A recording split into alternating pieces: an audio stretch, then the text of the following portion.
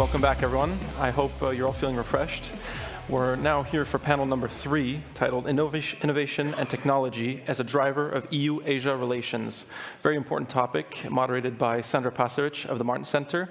Our panelists will be Zsuzsa Anna Ferenczy, an assistant professor at the National Donghua University in Taiwan, Konstantinos Kyranakis, a deputy minister of digital governance in Greece, Wang Poon, the director of the Lee Kuan Yew Center for Innovative Cities at the Singapore University of Technology and Design, and finally, Ivan Stefanec, a member of the European Parliament for Slovakia.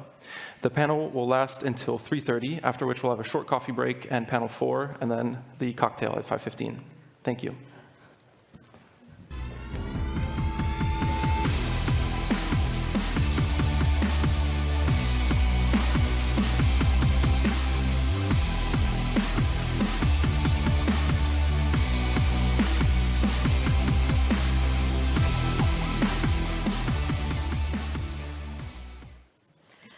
Hello and welcome to this third panel of the Martin Center Global Synergy Conference. I'm Sandra Pasaric, Martin Center Project Officer, and I will be moderating this debate, in which we're going to explore EU-Asia relations, in particular in innovation and technology area, as they play a pivotal role in fostering sustainable development. Therefore, digitalization as such is in the heart of this process. For specific insights from the European side, we will hear from Konstantinos Kyranakis, Deputy Minister of Digital Governance of Greece. Hello and welcome, Konstantinos. You have a long-standing experience in the field of digital marketing, creating websites and applications, as well as in politics, where in 2017, the international magazine Forbes proclaimed you among the 30 most influential young people under 30 in Europe. Furthermore, we will also hear some practical examples. So, for example, with Zsuzsa Anna Ferenczy, Assistant Professor at National Donghua University in Hualien, we will hear some recent developments on Taiwan, especially on ecosystems and semiconductor industry, as well as on China. Welcome back to Brussels, Zsuzsa, if I may say. As you worked for the European Parliament as a political advisor for 12 years, if that's correct, before you moved to Taiwan during the pandemic, but even before that, you published your book in May 2019 titled Europe, China and the Limits of Normative Power. Another interesting example we will touch upon is the one on smart cities, and I guess you already gathered the keyword here is Singapore, as Singapore is the world's leading smart city. And for that, we are lucky enough to have a speaker who joined us all the way from Singapore, namely Wang Poon.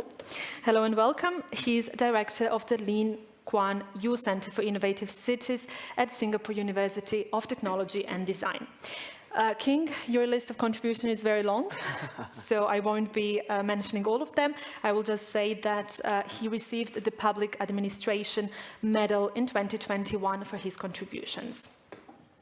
And to finish off, I think it is also very important to place all those technological developments in legal framework. Therefore, MEP Ivan Stefanec from the EPP group will explain existing collaborative frameworks and also some business models that are in place. He is also a member of the EP Committee on Internal Market and Consumer Protection. Hello and welcome, MEP Stefanec. Thank you. I will kick off this debate with a selection of questions. There are going to be 3 groups of questions, after which I'm going to leave you the floor. I will leave you around 15 to 20 minutes for this, I promise. So let's kick off with the first selection of questions, where I'm going to focus in general on EU-Asia relations, but also we'll touch upon some future developments and also talk a little bit about risks that are in place.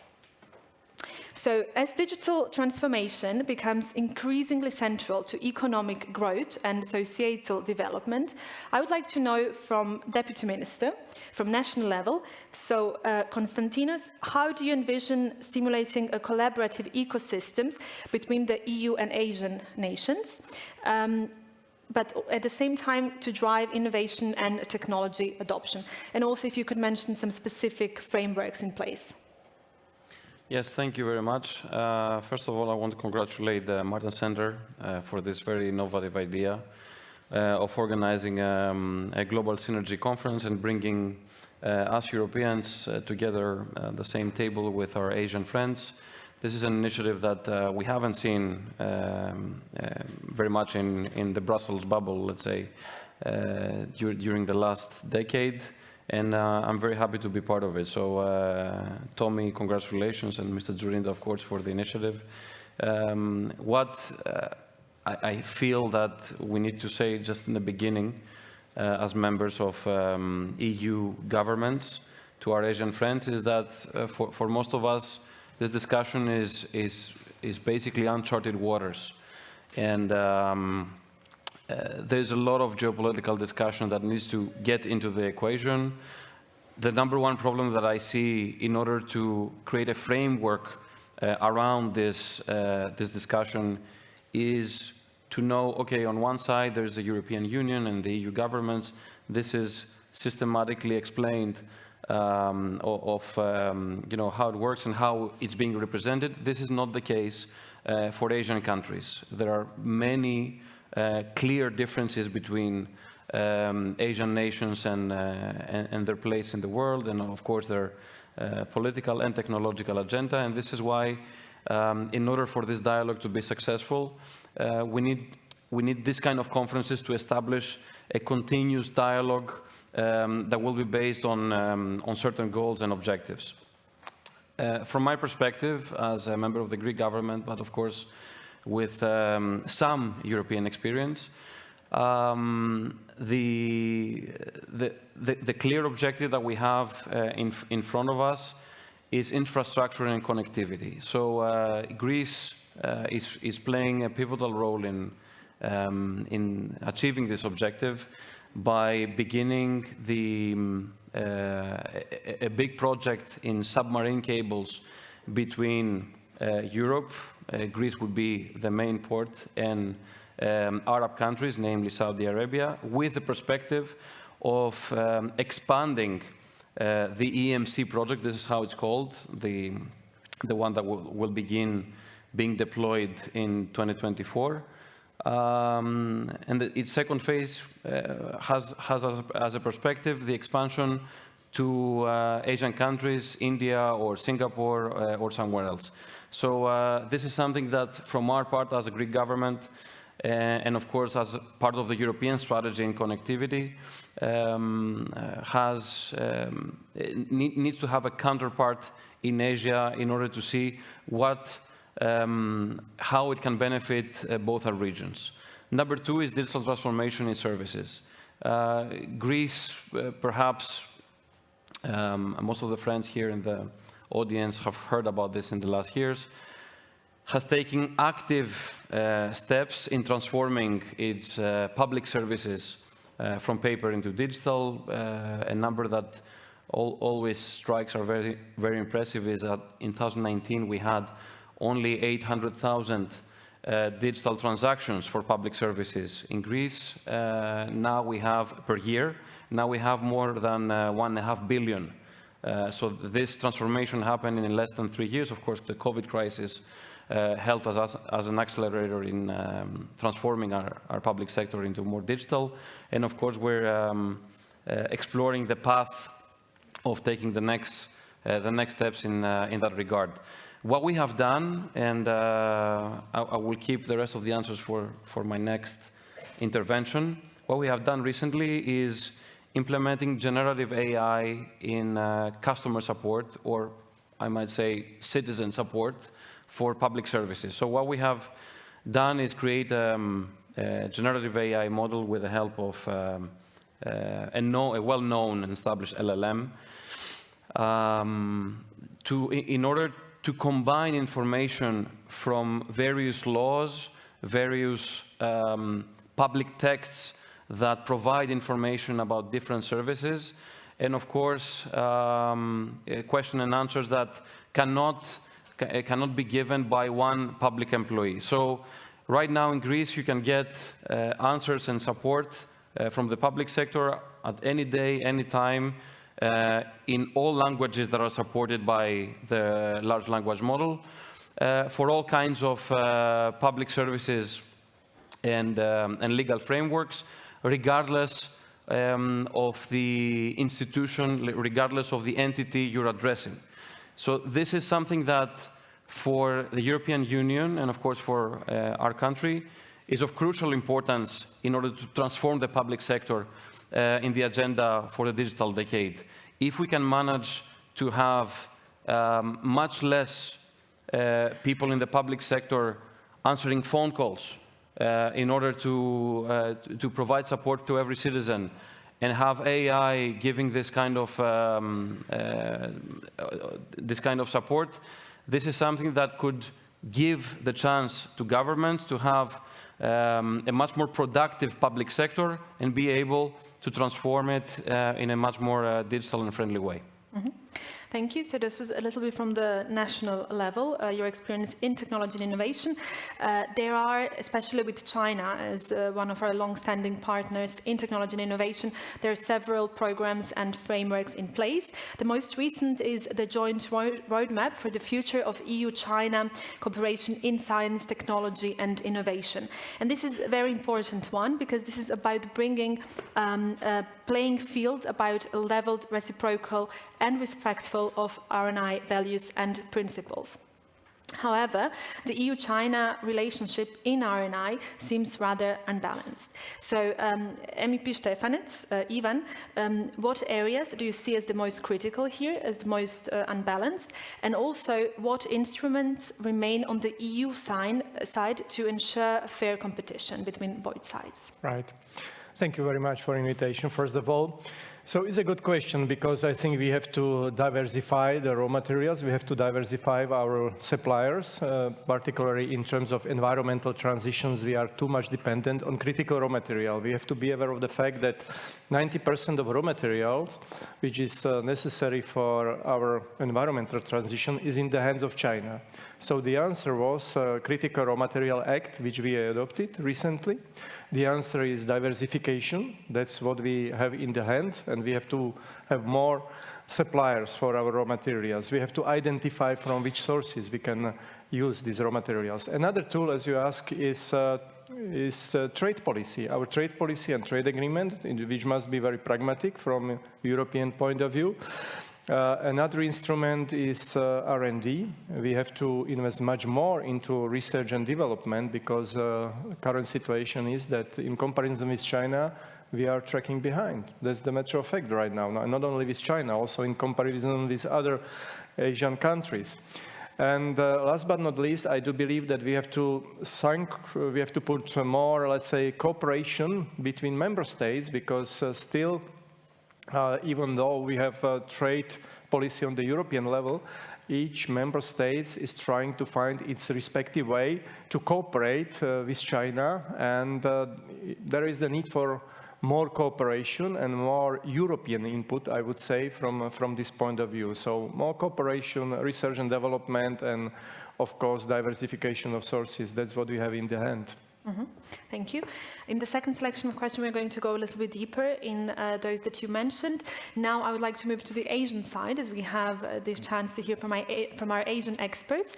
Zsuzsa, you as a professor based in Taiwan, but also with European perspective, I would like to know what insights can you share with us regarding the current state of innovation ecosystem, especially in Taiwan, but also in the region, and also their impact on EU-Asia relations. Thank you, Sandra. And first of all, thank you for this opportunity. It is, just as Konstantinos said, it is great to see European think tanks and research institutes really focus on Taiwan as a partner in the Indo-Pacific. And I think this is great, and I hope this continues. And so to come back to your question, if we talk about Taiwan in the context of technology and innovation, I think there's two things that I would highlight to begin with. So Taiwan is a high-tech island, and at the same time, Taiwan is a robust democracy. So these two realities go together. We cannot understand how Taiwan has become as advanced, as a technologically advanced economy, just by talking about technology. We need to talk about the fact that Taiwan is a democracy. So I think these two realities are the two assets that Taiwan has managed to leverage on the international stage. And this has happened despite Taiwan's abnormal international status. So this is the credit that we can give and we should give to Taiwan because Taiwan made itself into this indispensable player when it comes to semiconductors, since that's something that you already touched upon. So I think there's key lessons to learn in how to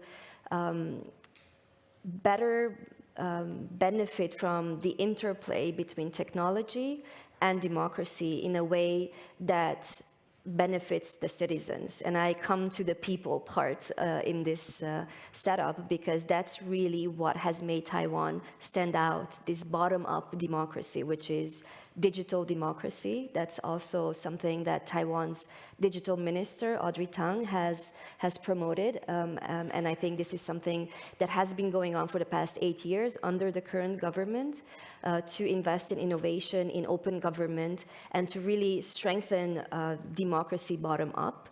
And that is also thanks to transparency. That's another thing that helps. The more transparency there is, the more trust it creates. And this is something that we saw also throughout the pandemic. So Taiwan's exemplary way of dealing with the pandemic went hand in hand with dealing with the infodemic.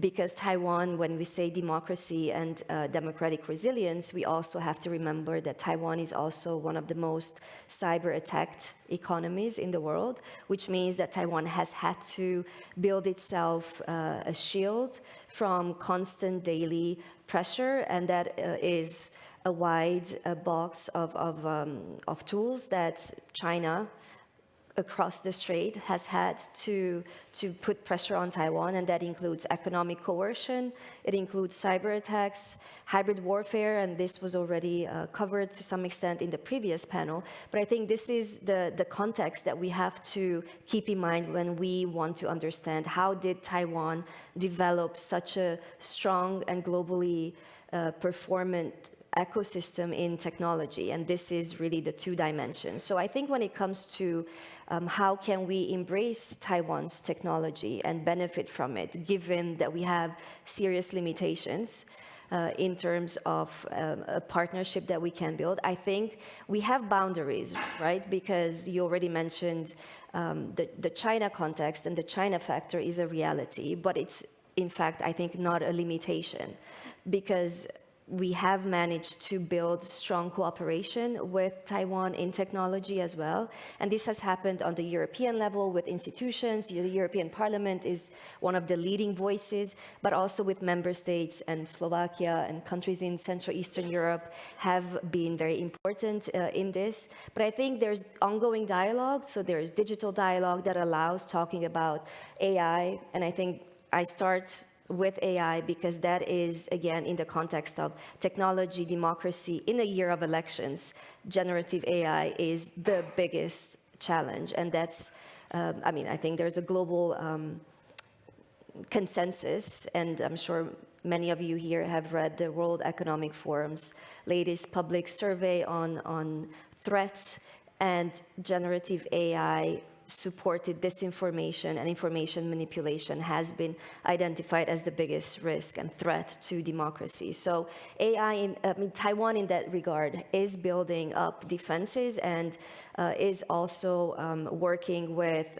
global tech companies. I don't know how many of you here know, but it is Taiwan that has been or was the first host to a large data center in the Asia Pacific back in 2013, and that was Microsoft. But Google and Microsoft are both building expertise, talent, and of course this is all positive, and I do want to continue on a positive note, but I already mentioned the challenges, and that I see the challenge not just to democracy, but challenge to competitiveness. And I think this is an area where the European institutions on one hand, European experts, European private sector, and European governments need to really partner up with Taiwan and learn from Taiwan's example. And just one question perhaps that I would still touch upon is how did this happen? How did Taiwan build up such an expertise? And I think there's a lot of factors. And the government support has been crucial. I mentioned the past 8 years under the current president, Tsai Ing-wen, we saw that there was a focus on innovation, on talent cultivation, but also on addressing the challenge of shortages that Taiwan has. The China factor is an obvious challenge, and it's one that is not going to go away, but other challenges can be handled, perhaps, through international partnerships. So what I'm advocating for when it comes to how can we embrace Taiwan more in international cooperations is really to focus on partnership. And Konstantinos, you mentioned dialogue. And I think we are at this stage where it is through dialogue that we understand what are European strengths and weaknesses and what are Taiwan's strengths and weaknesses. So that's to end on a positive note on this first question, but perhaps I stop here so we have more time to continue. I have one follow-up question because we've heard from MEP Stefanec that indeed in the European Union there is a lack of cooperation between the member states. So in the region, are there any significant cross-border collaboration initiatives in this field that we could learn from? Sure, there are, and again, as I started my first question with zooming out to look at the context.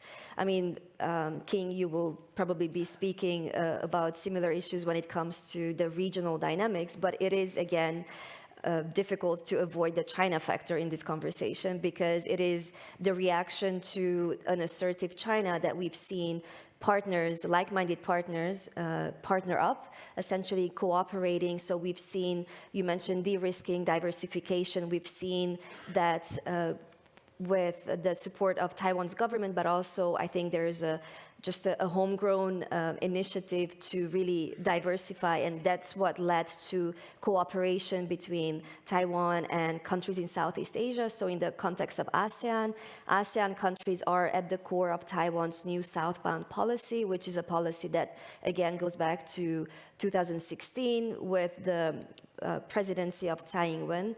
And I believe, just to step out a little bit, that this is the situation today, but as we all know, there was an election recently, and at the same time, that's for the future, but I do believe that there's continuity that we can expect. So these partnerships are growing between ASEAN countries, between India and Taiwan, but also between Japan and Taiwan. And that is because... Despite China.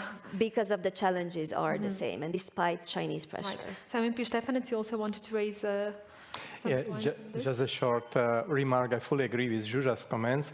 Just a short remark, what we can learn from Taiwan, this is the structure of Science Park, because if we talk specifically about innovation and technology, Science Park, this is something what is extremely successful in Taiwan, and this interconnection between academia and private sector doesn't work so well in Europe. So if we can learn something, this is the structure of Science Park, and if you ask about potential cooperation with member states, so that's the level where member states can cooperate with science parks, and there is a lot of potential for improvement between universities and national member states and basically Taiwanese science parks, which are one of the best in the world.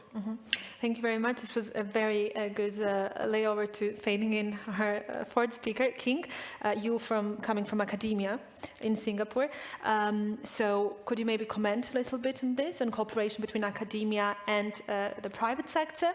And also, in general, well, first comment on this and then we will... Yeah, so I agree the Taiwanese example is a great example. And interestingly for me, before I joined academia, I was in public policy and research, economic development. And perhaps befittingly, the last time I was in Brussels, I was in the competition authorities dealing with the EU-Singapore Free Trade Agreement. So I bring those perspectives.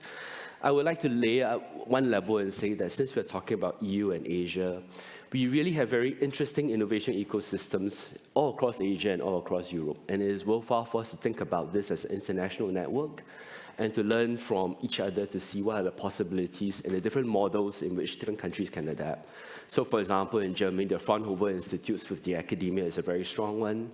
In the Netherlands, they also have a strong one. In Belgium, you've got a very strong semiconductor research institute as well. And then, of course, in Asia, you've got the Taiwan innovation ecosystem. You've got, even in China, the Greater Bay Area between Hong Kong and the southern Pearl River Delta. They're developing something there worth watching too. And then with the shift to Southeast Asia, I think you're going to see an interesting ecosystem developing in Southeast Asia. I was just telling Sandra, just yesterday as I landed, I saw a news announcement that the International Energy Agency is setting up a regional HQ in Singapore. And the idea is to work with the regional countries in Southeast Asia and manage the transition to clean energies. So maybe the vision I want to paint is we have a lot to learn from each other. And that was my experience working with the EU-Singapore FTA too. It was me against 27 countries, right, negotiating with them. And we found that the reason why we could resolve the free trade agreement and all the differences was because we were willing to listen and learn from each other. And I think we can take that same principle and create maybe a cross-continent learning and innovation ecosystem. We're learning from different countries. We're inspired by them. We're also taking innovations. And I think more precisely, what could Europe learn from Asian countries? Well, there are three things, in fact. Borrowing on this morning's discussion on whether we are more optimistic or less optimistic, and this whole de-risking thing. Maybe couch it as, should we be optimistic to be or not to be optimistic? And I think there are three responses to that. One is we must be optimistic. In Asian countries, in Singapore at least, technology has been a great economic multiplier for us. We've seen the improvements in standards of living because of technology, whether it's high-tech manufacturing or whether it's high-tech export orientation, export economies. And we solve many of our challenges in the cities because of technology. And we are also looking at how technology can help to deal with the demographic challenge of aging societies. Secondly, since we must be optimistic, the second thing is, we can be optimistic too.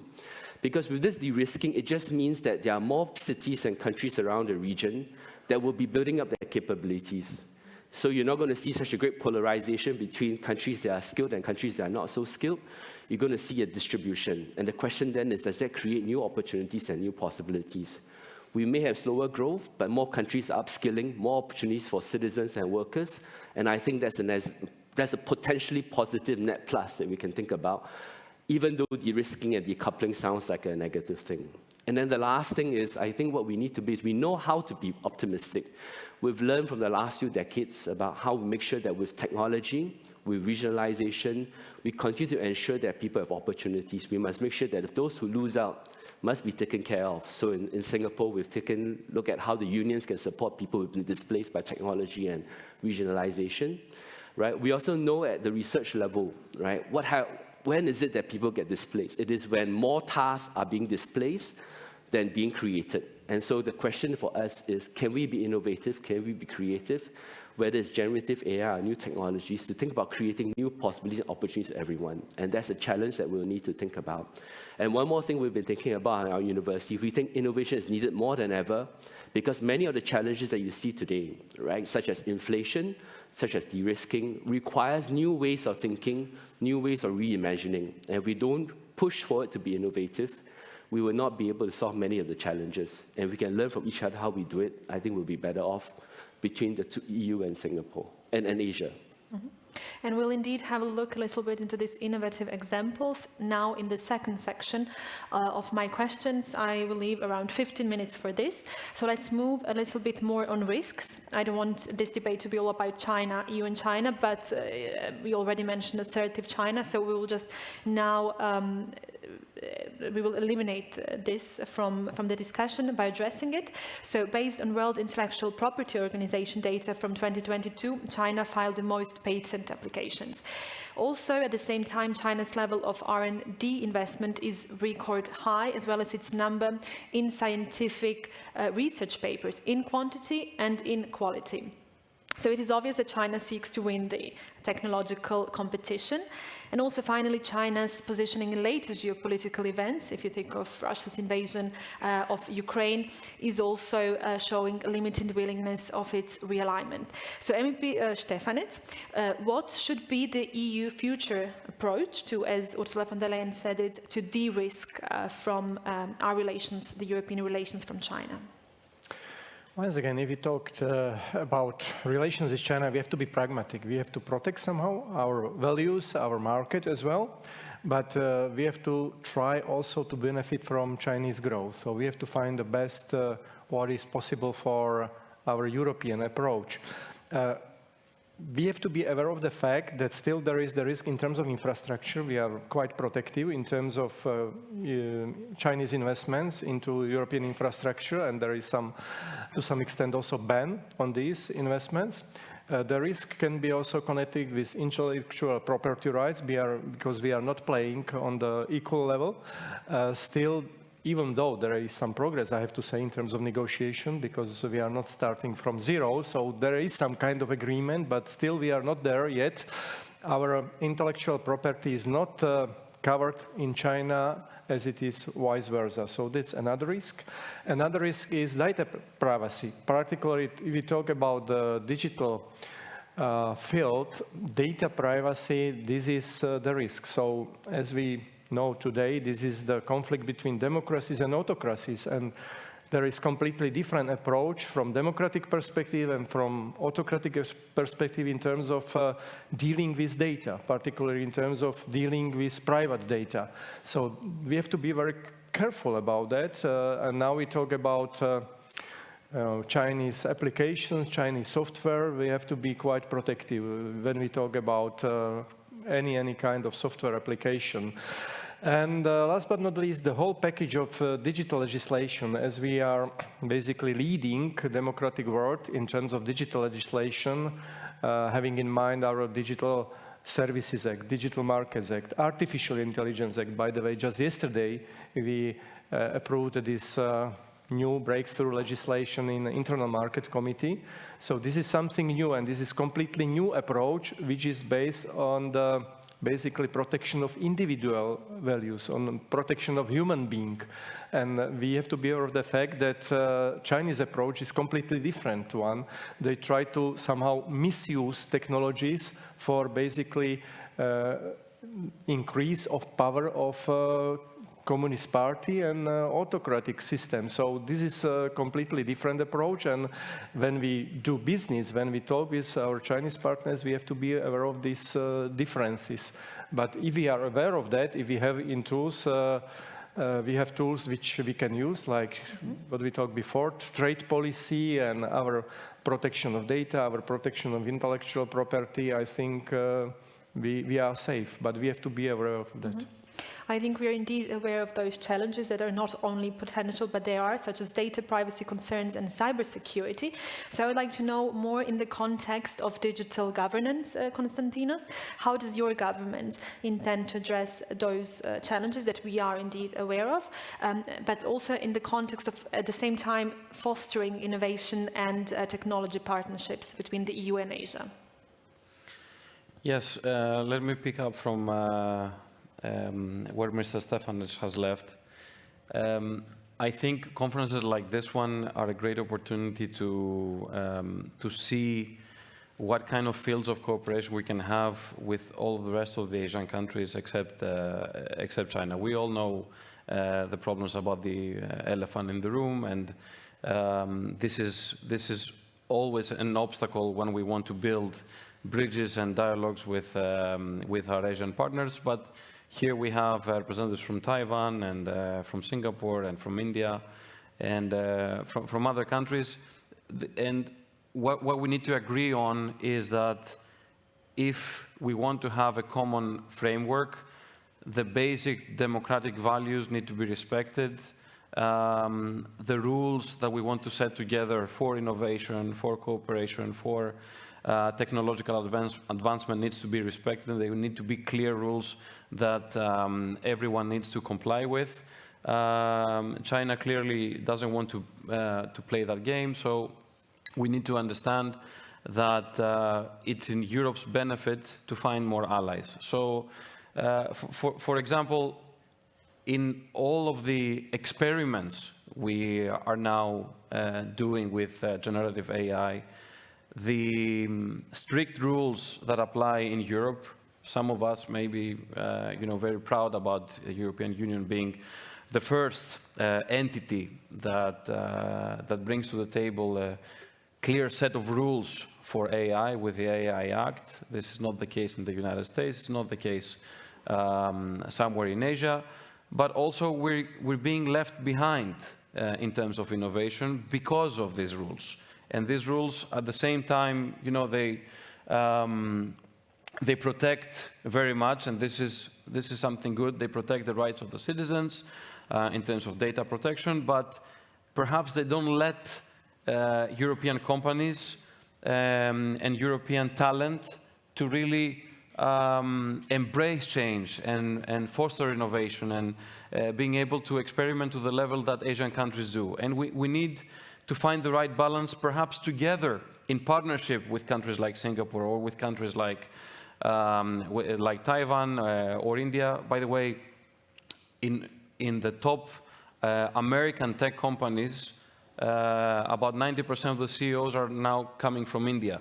And this is something that tells us a lot about how things progress and how different the world is today than it was 10 or 20 years ago. So our governments are doing what they're doing in terms of digital transformation. I think for our audience today, it's not of critical use to start naming examples.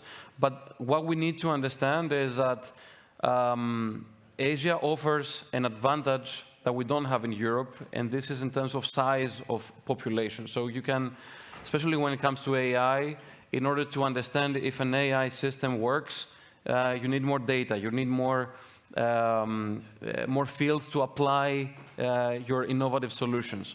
So if European and Asian companies or European and Asian governments can work on solutions that can be applied to a very large scale, this will foster innovation. This will accelerate technological advancement. So this is something that perhaps from this conference we can take as an outcome and start creating some synergies. Mm-hmm. For more outcomes, I would like to move to some innovative examples from Asia. So King Singapore, as we mentioned, is recognized widely as the world's leading smart city. So there are a wide range of technologies and innovations in the city, and that city has put into practice to improve various aspects of their citizens' lives.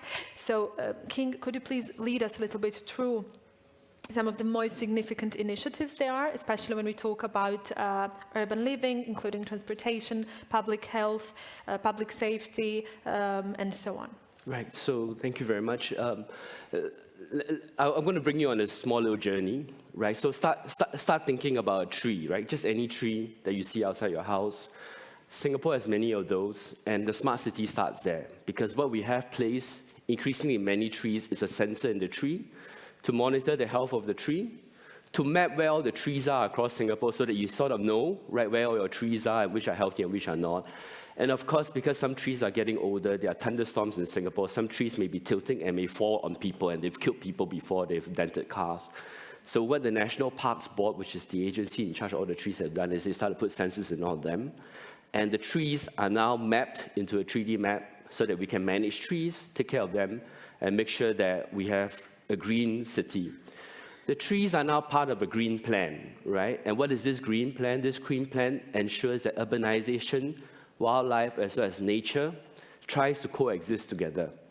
And that's important because we have about 40% still green cover, if you look at the satellite picture, which is unprecedented for a city of our size. And those of you who have been to Singapore know that the roads and expressways are lined with trees, and the green plan is for sustainability, carbon emissions, but also to bring temperatures down in tropical Singapore. It's been shown that if you have a tree and tree cover, it brings down the temperature on the floor by 2-3 degrees easily.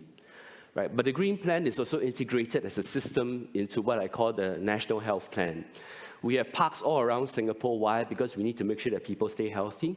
Our definition of healthcare is not just making sure we take care of you after you've fallen sick, but to try to be preventive about it. So people are encouraged to exercise, go to the parks, and that's where smart technology comes in again. About 4 or 5 years ago, they started giving out these paces that you can wear on your hand. And if you take 10,000 steps a day, 3 days in a row, you can upload this to the Health Promotion Board and you get some vouchers for it. It was so popular that now they've actually toned down the quantum of the vouchers, but they're still very popular. And you know, some people cheat by shaking the pacer with their hands. But the important thing is people are more healthy, right? And as a result of that, right, they can go to the parks, they've got a sensor. The green plan is also integrated with the blue plan, which is with the waterways. Why is that important? Because if you have a park and you have water, people are more likely to exercise. They find the environment livable. But the blue plan is also integrated into the national water strategy. We are trying to be self-sufficient in water because water is a security issue for Singapore. So how do we do this? We try to make sure that we have collected all our waters into our reservoirs. We monitor whether there's water leakage using sensors. We have used membranes developed in Europe, right, to try to clean our water. So now our water all recycled. All the water that we use goes into recycling. It's cleaned to a standard that's even higher than the tap water, and then pumped back to the reservoirs to be then treated again to be sent out. And we're about 70–80%. By 2060, we should be 100% self-sufficient if need be. Right? The green plan and the blue plan are also integrated with the housing plan because I said it needs to be livable. So we built estates beside water and parks so that people exercise, they can live in place, age in place, they get healthy places to go to. And then all the houses are increasingly being equipped with sensors to save energy when nobody's using, say, that particular pathway. We also have sensors in homes for the elderly so that if anything happens, they can alert, people can be alerted, healthcare services can be alerted to go take care of them. And then just to bring it back up to the macro level, the housing strategy is part of a social strategy. We were a nation of immigrants, and so giving people public housing, about 80–90% of our population stay in public housing, of which 90% own their own houses, and this is high-quality public housing. Right? It's part of the idea of giving immigrants a stick in the country. Right? And now it's become a defining feature of living in Singapore. So I've gone from the tree to public housing. Throughout, you've seen the use of smart technology to solve some of our problems, but also the integration with other policies, other strategies, other technologies to try to bring about a livable and a more secure city. Mm-hmm. Yeah. So if you allow me, this is a stark difference between the European culture and the Singaporean, let's say, about how people perceive their data protection, because this is a lot of data. It's a big data on, with sensors on the hand, on the trees, on the houses, and the outcome, if it's processed ethically, it's great. It leads to a more healthy population, better management systems, and so on. But I want to really ask a question, if this is allowed by the moderator. Please. How do people perceive this giving away of their personal data through all the sensors? Yeah, so I think there are three parts that we need to think about here. One is there has always been a high trust between the government and the people. And that was because the government has always delivered on economic, social outcomes. And I think that level of trust remains high. If you look at some of the trust barometers by Edelman and all, remains very high. And I think that's an important part of that.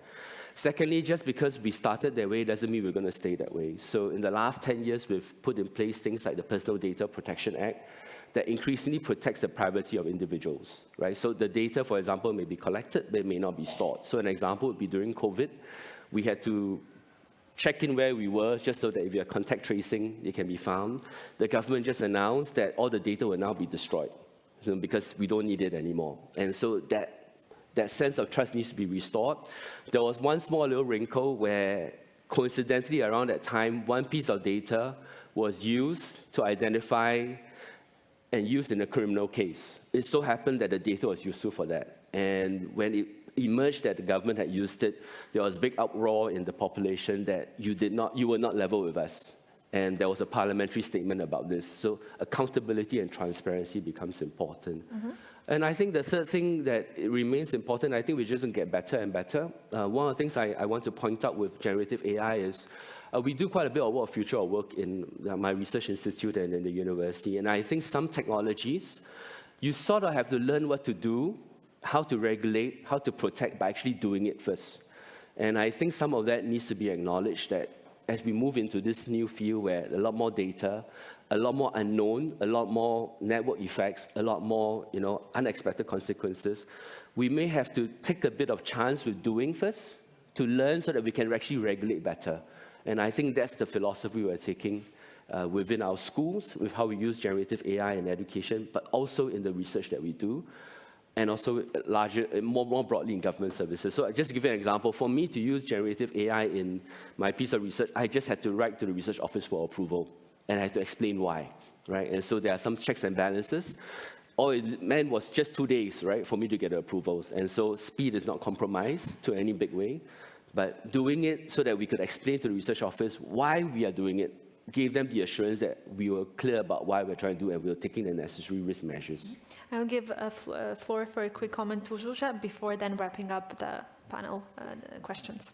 Thank you. I just wanted to come back to your question because Singapore's example is similar to Taiwan's experience in terms of how can governments do what Singapore has done. And the key to that is really trust. And how do you build trust? So I can give you the example of Taiwan's efforts of building trust is transparency. And I said that before, I know, but it's through the example of COVID, for example, right? It started, and every day for, I don't know, 2 years, 2.5 years, perhaps not quite 2.5 years, but there was a daily press conference that the government held to inform the people about the situation in the country, outside the country. And that created, this contributed to strengthening people's trust. It's really the concept of radical transparency. I mean, the picture, you're shaking your head, the picture is not as simple as... No, I still remember the day, I'm sorry. Yeah. I still remember the days when we had the daily conferences, the daily press conferences in Europe, you know, with the people getting the COVID. So, and this was the main reason for the public reactions here in Europe. I'll give you one little example and then I will stop. We're experimenting with AI systems for finding wildfires in the forests. Okay, so we're adding AI systems on cameras that are just on forests, and we're experimenting with smoke detection. Okay, to create a model that will work and will not give false alarms. People are reacting because they say, "What if I take a walk in the park? You know, I take a walk in the forest and you have me on camera. I'm not giving you my, I'm not allowing you to use this data." This is Europe. No, I understand. I am from Europe myself. So the good thing is that we can discuss different experiences, but the point is that part of this process is creating that trust through radical transparency, as I said, and that is also in the given context. So what we can learn from Taiwan is not to look at Taiwan as a model that we will create. It's an inspiration. So when I share Taiwan's experience as a non-Taiwanese, but who has spent time there, you know, for me, it's inspiring to know and to be in a society that trusts the hierarchy, that has proven that the data that they collect is not being stored beyond a month that they have promised to do. And that was the exact same thing with the masks and them creating maps with the participation of civil society. So it takes more than trust, but I think what we have to keep in mind is that there's different experiences, and Taiwan and Singapore might share a lot in terms of the approach, but they're different, right? So what works in Taiwan might not work the same way in Singapore, and definitely doesn't work in Europe. So let's include also, this is a very interesting debate we've just started, let's include our audience as well. I will ask our colleagues now with microphones.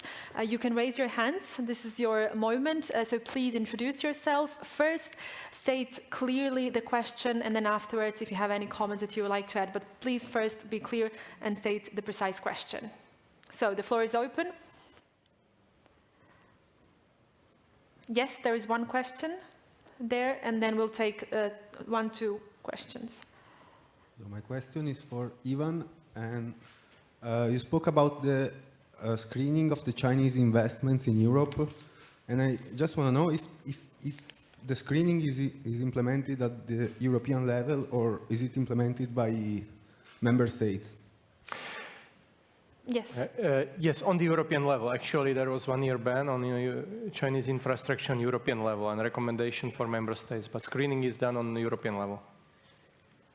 Then we have here the second question. Thank you very much for all the all the panelists. I want to share one very sort of funny incident happened in Taiwan last month, just right before the election, because I'm Taiwanese and I was there. And I think it was the 5th or 6th of January, China launched the Einstein probe, this rocket. It was actually a cooperation project with the European Space Agency. And it flew past the airspace of Taiwan. It caused a national alert. It literally caused, like, I guess you have get it like earthquake or this natural disaster that you will receive the text saying this is an alert. And in January there was an alert. They thought it was a missile attack from China, literally. And the question is? And the question is, I want to see how Europeans see this. Like, if we are doing like technological cooperation with not just China in general, Asian country, but you think about this might have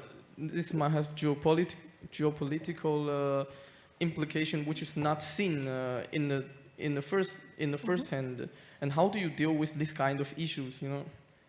Thank you. Maybe Zsuzsa, you will answer it later. There is another question here, so please introduce yourself. And yes. My name is Vasilis Kesidis. I would do a very generic question, but I am very much interested on that. I would like to hear about if we trust digital diplomacy. I mean, we are already lived that the priorities of the member states is the routine facilitation of procedures, as the minister said, for starting a business or stuff of the quotidianity. But I would like to hear if there are trustable ways of collaborating on digital diplomacy. Thank you. Yes, we'll take one more question because we have time, and then we'll move forward with answers. From the gentleman in the back. Yes, please. Hello, Professor Linson. My short question, I'm very much interested in what Poon is doing. I'm responsible for the New Capacity Building Program, which is concentrates on World Society Wellbeing Quality of Life Program. The issue is definitely trust. How would you suggest to recover lost trust? Because it's all very well to speak of transparency, but if this comes from an institution that has lost the citizens' trust, it won't work. Let's take this question because it caused the most reactions. Ivan? May I start? Yes. Just from the last one. I would add one word to the trust, and this is discipline. I think this is something also what differs Asian people from European. So there is a different level of discipline as well. So this is trust and discipline to the points of what we discussed. So digital diplomacy, yes, definitely, there is a lot of potential for that. So there is new room for opportunities to develop all the relations. Barriers are moving, and particularly talking about Taiwan, for example, because we don't have diplomatic relations, there is not only room for digital diplomacy, but also for parliamentary diplomacy. Basically, parliament replaces official diplomatic ties, so there is definitely a lot of opportunities. King, your insight on the yes, I think maybe as my quick answer to that, without giving specific examples, because it might give away too many confidential pieces of information, it's not like everything in Singapore is flawless. There have been mistakes made. But what matters to the population is not whether you got the answer right the first time round or the policy right the first time round, but what you do when you actually got it wrong. And the recovery process, knowing how to deal with something that's gone wrong, can instill as much trust and confidence as getting it right the first time round. And I think that's a useful policy, a useful principle to think of. Konstantinos, your efforts on digital diplomacy, you as Deputy Minister? Yes, just let me answer also to a couple of questions. On our first friend over there, there is screening on Chinese investments, also at the national level.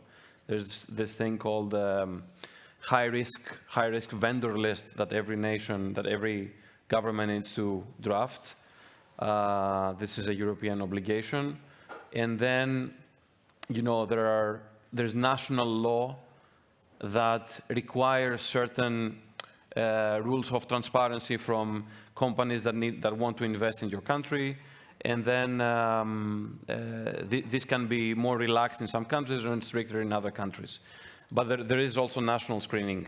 This adds up to the EU screening that our MEP just mentioned. Vasily, digital diplomacy is something that is very general. It sounds something very nice. Of course, it can be part of a larger scheme of diplomacy and of geopolitical relations.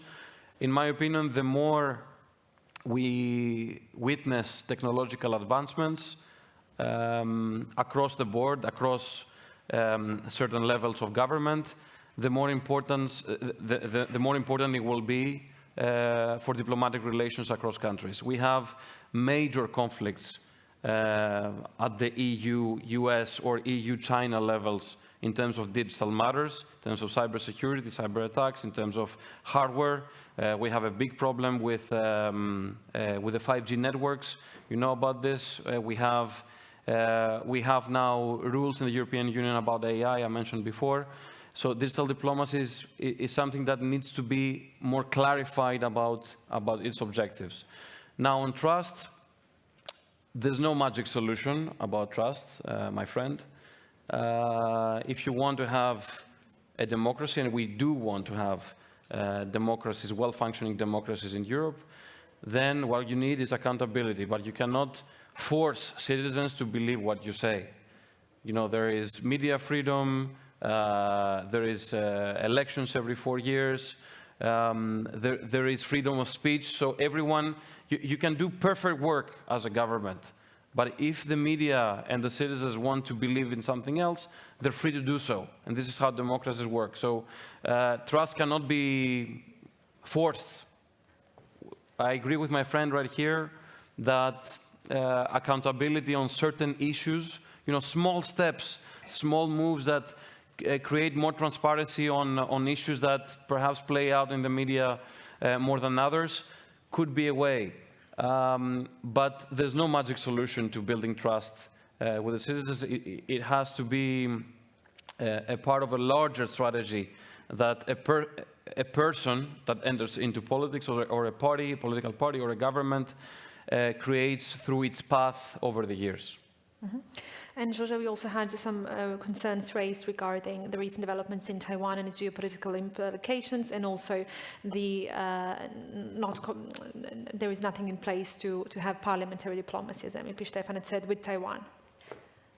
Right. So the question of geopolitical risk will always be there. So what we need to do is to understand the complexity of cross-strait relations. And I think Europe lacks competence, China and Taiwan competence. So I think conferences like this definitely help, but I think there needs to be a more strategic approach towards Taiwan to understand that complexity, but also Taiwan needs to do its own part vis-a-vis Europe, and so that's where both can exercise agency. And I think we've shifted the mindset that Taiwan is no longer just a victim of Chinese aggression, but Taiwan is a member and the advanced economy in its own right. So that's one point.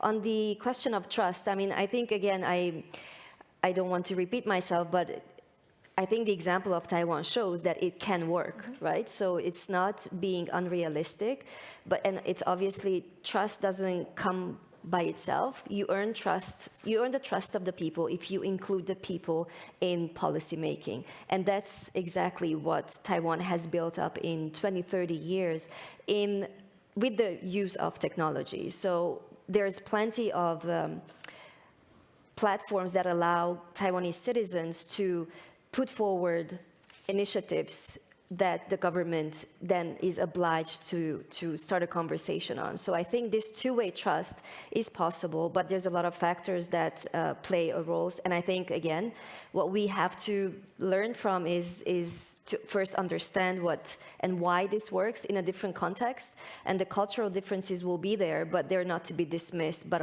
embraced. So that's more of a positive note, perhaps. Thank you very much. If there is one last burning question, we will take it. If not... Oh, there's one. Okay, sorry. First round, I didn't see you. So this will be the last question. Yes. So please introduce yourself and your question. Yeah, thank you. Sometimes sitting on the first row is not an advantage, clearly. So my name is Jacob Nielsen. I'm Danish, based in Brussels, but I also happen to have the pleasure of chairing and co-owning an IT company in Southeast Asia, headquartered in Singapore, in Little India, but spread all over Southeast Asia. We have around 500 headcount all together. There's clearly a lot Europe and Asia can learn from each other when we are talking digital and innovation. That's clear from all of you. But I think to come back to our moderator's excellent first question is, what forum should we use? What platform should we use? We've been using free trade agreements. King, you were alluding to the EU-Singapore one, which has been in place now, but it's an unwieldy instrument. We're finding them hard to ratify. The China one died just before it was practically signed. The EU-India one has been underway for many, many years and will be underway for a lot of years to come before it's concluded. So FTAs might not be the only ideal instrument for these sort of things. On the other hand, on trade and technology councils, which was sort of the latest innovation from the European Commission side, we've done one with the US, we've done one with India, but when the Japanese came and asked, we said no. I'm really sorry, I have here the yeah, no, time, but that's basically clicking. so. What is the actual sort of best model? What's the best platform for us to work together? We clearly have a lot to gain from it, especially also in terms of de-risking the region as a whole. So final sentence. Let's see if we have a consensus. Well, I think there's a multitude of platforms, and I think we will have to carry on strengthening these different platforms. So there's the like-minded countries already strengthening their cooperation within ASEAN, and there are platforms that allow Taiwan's participation. So I think this is going to be subnational diplomacy. Oftentimes, I mean, parliamentary diplomacy allows that, and there's just a complex web of dialogues that are ongoing. So I think that's the way forward. MEP Stefanec? Yeah. If I remember correctly, free trade agreement with South Korea was the first one. It was very successful, the issue. With Japan also it helped a lot. I would not be afraid to make a separate FTA with Taiwan as well. We know the political constraints, but with Taiwan there is a lot of opportunities. I think, I was in Taiwan recently, it was just 2 months before, and we discussed with European representatives there this point, what we can do more. And they said that they would not need for trade development, because EU is the largest investor in Taiwan. They would not need a separate, let's say, protection, but it would be a signal for even for more cooperation. It would be a strong signal for others. So I would not give up. I think for EU-Taiwanese relations, we can still work on some framework which can be developed, which can be win-win solutions. Thank you very much. With that, I would like to conclude this third panel of the Global Synergy Conference titled Innovation and Technology as a Driver of EU-Asia Relations. Thank you to our panelists, and I will invite my colleague Theo now to take the stage.